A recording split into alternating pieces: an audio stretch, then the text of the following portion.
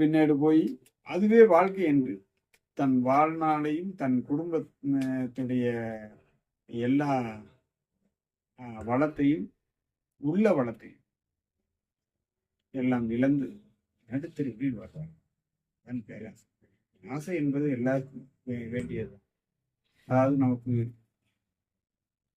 ஒரு ஒரு குடும்பம் என்றால் ஒரு வீடு வேண்டும், ஒரு வண்டி வாகனம் வேண்டும், குழந்தைகளை நன்றாக படிக்க வைக்க வேண்டும்.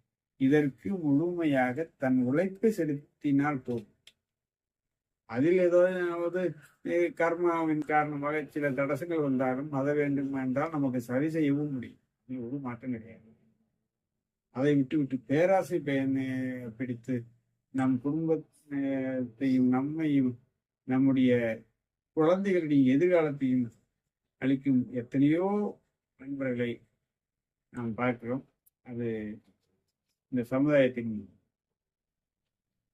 ஒரு சீர்கேடு உள்ள மனிதர்களால் இது இதுபோல் பல தவறுகள் நடந்து கொண்டிருக்கிறது. பல குடும்பங்கள் தெருவில் நிற்கிறது. இதற்கு மாற்றாக ஒரே ஒரு வழிதான், முழுமையாக தெய்வ நம்பிக்கையும் நேர்மையும் இருந்தால் அதுபோல் தவறுகளை மனம் செய்ய அனுமதிக்காது. இரண்டாவது வகையில்